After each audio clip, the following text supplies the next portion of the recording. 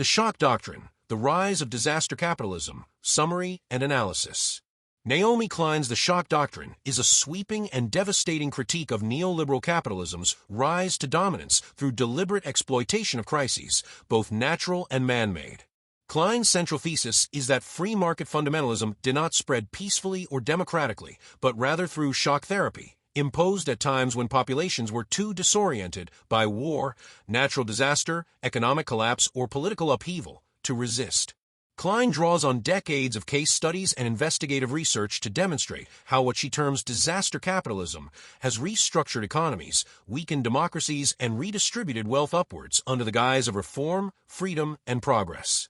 Origins of the doctrine, Milton Friedman and the Chicago School.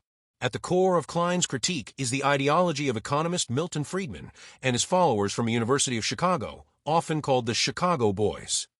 Their belief in the purity and supremacy of the free market advocated for privatization, deregulation, elimination of social safety nets, and minimal government interference.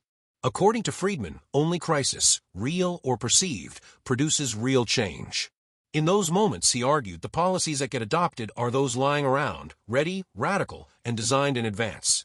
Klein calls this the shock doctrine, using collective trauma to impose extreme economic reforms while citizens are too shell-shocked to respond. Chile, the prototype. The first full-scale test of this doctrine occurred in Chile in 1973. After the U.S.-backed military coup that ousted socialist President Salvador Allende, General Augusto Pinochet's dictatorship violently suppressed political dissent, while Friedman's economic disciples implemented radical market reforms. These included price liberalization, massive privatizations, and slashing of public services, all at once. While touted as a success by neoliberal proponents, the reality was skyrocketing unemployment, increased poverty, and brutal repression. Chile became a laboratory for disaster capitalism, spreading the fire, Argentina, Bolivia, and beyond. Klein traces how similar policies spread through Latin America, often under IMF pressure and World Bank structural adjustment programs. In Argentina, hyperinflation and economic collapse were used to force the sale of national assets.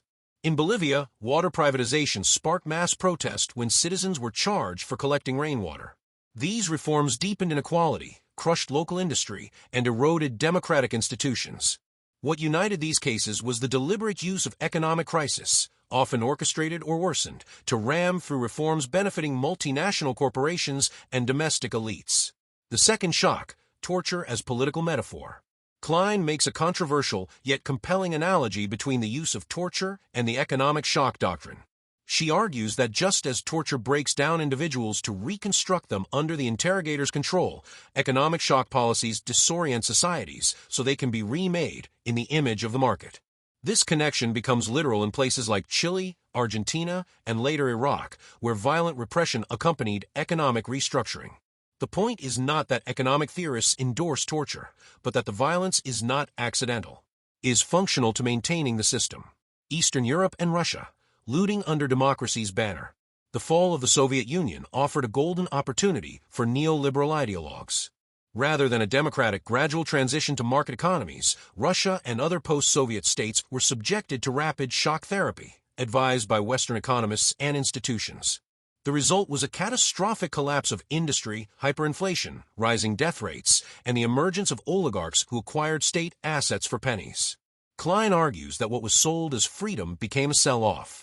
Instead of liberal democracy, Russia got a gangster state, one built in the image of Chicago School economics.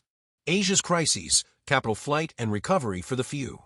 The 1997 Asian financial crisis, Klein shows, was another pivotal moment for disaster capitalism.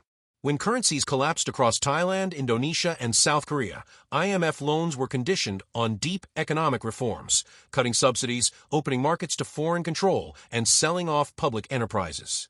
Klein reveals how global investors fled with their profits just before collapse, only to return and buy assets at fire sale prices.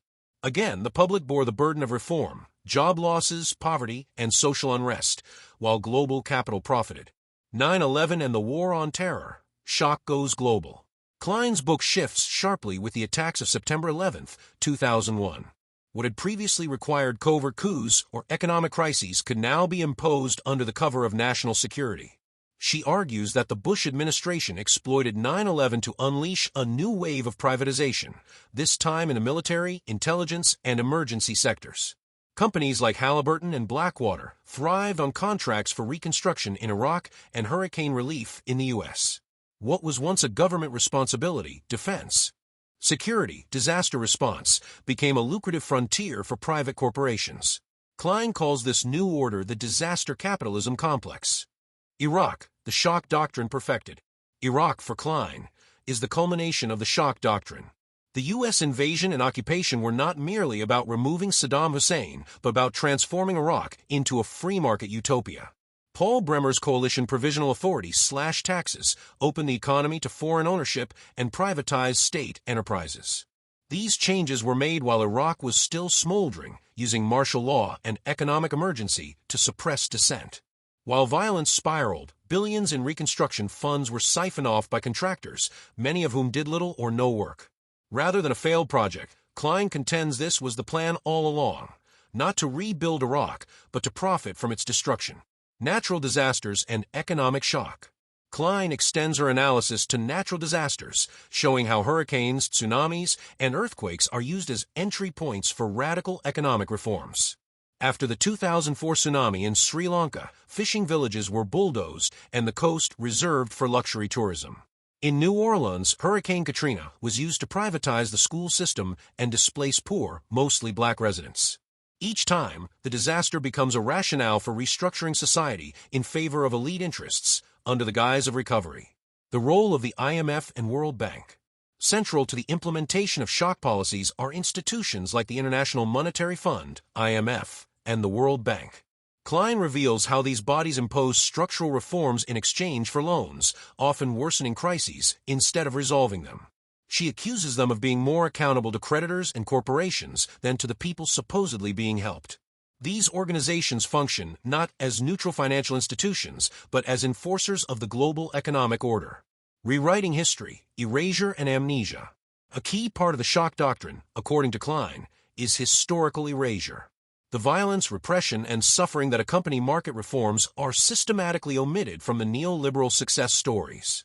Instead, we are told that prosperity was a natural result of freedom. This sanitized narrative ignores the protests, the resistance, the massacres, and presents a false history where capitalism triumphed through consent rather than coercion. Resistance and alternatives. Despite the bleakness of her analysis, Klein sees hope in the growing global resistance movements. From Argentina's factory occupations to Bolivia's water wars to anti-globalization protests at summits, people are rejecting the inevitability of the shock doctrine. She calls for a return to democratic control over economic decisions, restoration of the public sphere, and a rejection of the idea that crisis justifies injustice. Final analysis, a doctrine of exploitation. The shock doctrine is a masterwork of investigative journalism, historical synthesis, and political analysis. Klein offers a relentless, well-documented indictment of neoliberalism, showing it not as a natural evolution, but a project imposed through trauma. Her book challenges the foundational myths of our time, that markets equal freedom, that privatization is progress, and that democracy can coexist with economic dictatorship. What makes the book powerful is its ability to connect seemingly unrelated events: a coup in Chile, a flood in New Orleans, a war in Iraq. In each, the pattern repeats: shock, disorientation, reform, profit.